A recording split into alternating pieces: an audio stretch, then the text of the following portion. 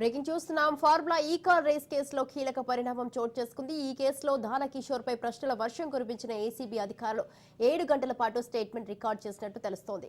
అయితే ఈ కేసులోనే త్వరలో మాజీ మంత్రి కేటీఆర్ అరవింద్ కుమార్ కు ఏసీబీ అధికారులు నోటీసులు ఇచ్చే అవకాశం ఉంది.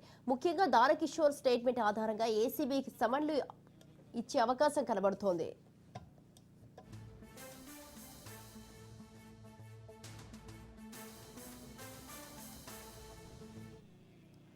ఫార్ములా ఈ కార్ రేస్ కేసులో కీలక పరిణామం చోటు చేసుకుంది. ఈ కేసులో దానకిషోర్ పై ప్రశ్నల వర్షం కురిపించిన ఏసీబీ అధికారులు 7 గంటల పాటు స్టేట్మెంట్ రికార్డ్ చేసినట్లు తెలుస్తోంది. అయితే ఈ కేసులోనే త్వరలో మాజీ మంత్రి కేటీఆర్ అరవింద్ కుమార్ కు ఏసీబీ అధికారులు నోటీసులు ఇచ్చే అవకాశం ఉంది.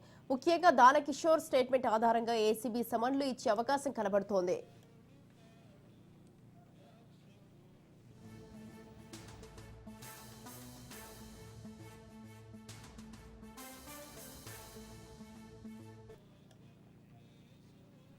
రైట్, ఈ విషయంపై మరింత సమాచారాన్ని మా ప్రతినిధి పవన్ ఫోన్ లైన్ లో ఉన్నారు. పవన్, చెప్పండి. ఫార్ములా ఈ కార్ రేస్ కేసులో అయితే కీలక పరిణామం చోటు చేసుకుంది. దీనికి సంబంధించి మీ దగ్గర ఉన్న అప్డేట్స్ ఏంటి? ఇప్పటికే ఏసీబీ అధికారులు దానకిషోర్ స్టేట్మెంట్ కూడా రికార్డ్ చేశారు. అయితే హైకోర్టు అనుమతితో దీనికి సంబంధించి కూడా దానకిషోర్ ఐఏఎస్ సంబంధించిన అధికారి యొక్క స్టేట్మెంట్ లో చాలా క్లియర్ గా చెప్పారు. ఎఫ్ఈఓ కంపెనీకి 55 కోట్ల రూపాయలు కూడా మనీ ట్రాన్సాక్షన్ చేశాము.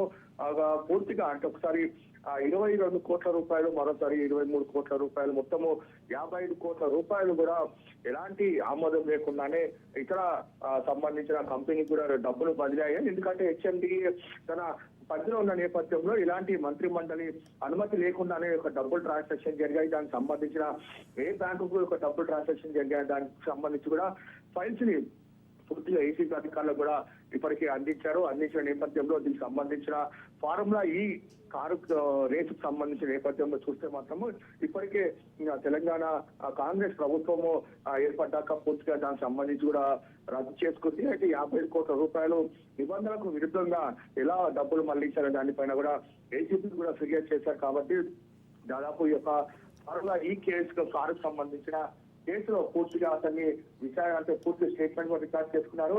అయితే ఇదంతా కూడా ఎఫ్ఈఓ కంపెనీకి 2 సార్లు డబ్బులు బదిలీ అయ్యాయి. అయితే ఈ నేపథ్యంలో చూస్తే ఇప్పటికే హైకోర్టు ఈ నెల 30వ తారీఖు వరకు కూడా ఎవరిని అరెస్ట్ చేయవద్దనే మాత్రము ప్రధానంగా మధ్యంతర ఉత్తర్వులు కూడా జారీ చేసింది.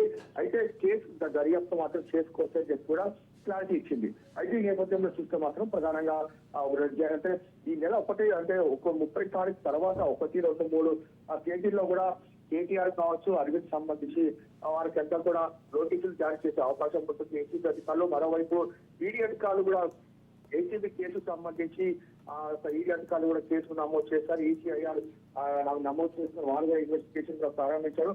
మొత్తానికి చూస్తే మనం ఇటు ఏసీబీ అధికారులు కావచ్చు, మరోవైపు ఈడీ అధికారులు రెండు సంబంధించిన దర్యాప్తు సంస్థలు కూడా ఫార్ములా ఈ కారుకు సంబంధించిన రేస్ పైన కూడా దర్యాప్తు కూడా ముమ్మరం చేస్తున్నారు. ఇప్పటికే స్టేట్మెంట్స్ కూడా రికార్డ్ చేసుకున్నారు, ఫైల్స్ కూడా పరిశీలిస్తారు. వీరు ఎంఓయూ ఏ విధంగా ఒప్పుకున్నారు, దీనికి సంబంధించి డబ్బుల విషయంలో ఎవరికి డబ్బులు ఎంత ముట్టాయి దానికి సంబంధించి కూడా ఇన్వెస్టిగేషన్ కూడా ఏసీబీ అధికారులు కూడా ప్రారంభించారు.